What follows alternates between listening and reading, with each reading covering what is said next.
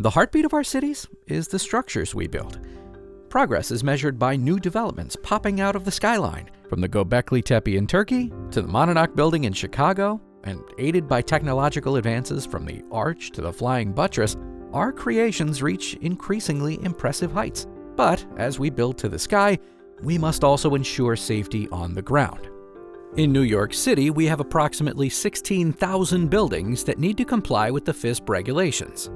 Every day, millions walk on sidewalks lined by enormous structures. As they soar high over our heads, building ordinances have become a high priority for public safety. Regulations are often implemented in response to catastrophes. New Yorkers rely on ordinances like the Facade Inspection Safety Program, known as FISP, to regulate building safety. New York is only one of 13 cities with facade legislation, in a country with nearly 1,200 cities with buildings 12 stories or higher. This suggests the need for increased comprehensive regulations. The law was established in 1980 after a Barnard College student was killed by a piece of masonry that fell off the facade of a Columbia University building. This tragedy led to a communal endeavor toward public safety known as Local Law 1080. The original law required a visual inspection to be conducted every 5 years and reported to the New York City Department of Buildings for structures that were over 6 stories tall and within 25 feet from the sidewalk. Back then, the inspection would declare a building to be safe, unsafe, or precautionary. However, after a series of partial collapses in 1997 rose public safety concerns, the law adapted to meet the need for stronger oversight. The updated regulation required one close-up inspection at a street facade and complete visual inspections of all facades except facades that are less than 12 inches from the exterior wall of an adjacent building. The most significant update was the elimination of the precautionary filing status. Under FISP, a building must be designated as safe, safe with a repair and maintenance program, or unsafe.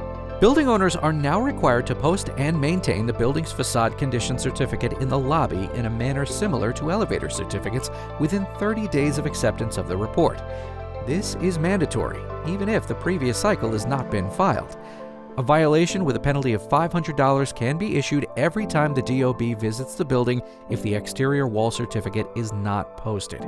Effective February 21, 2020, the DOB now requires more comprehensive facade examinations and more detailed reporting requirements with increased descriptions of observations and photographic evidence of inspections. Physical inspection requirements have increased from a single scaffold drop or use of any other observation platform to examinations performed at intervals of not more than 60 feet along all exterior walls fronting public right-of-way. This means any wall that a member of the public can directly access, even if it is on private property. The DOB must be notified of any unsafe conditions, and all repairs must be addressed before the next inspection period. Despite improvements, the law still needs updating. Between 2009 and 2022, 12 people have died in New York as a result of objects falling from buildings, and more than 250 incidents have been reported to the DOB. Each day poses new challenges for building envelopes, with many of the buildings subject to regulation nearing the end of their useful life, and as they face unpredictable weather conditions caused by climate change, they continue to degrade. To keep up, we must adapt as fast as the winds change. There is still much we don't know, and with every new sunrise, we must strive to learn, adapt, and create a safer urban environment. HLZAE. We take quality and service to new heights.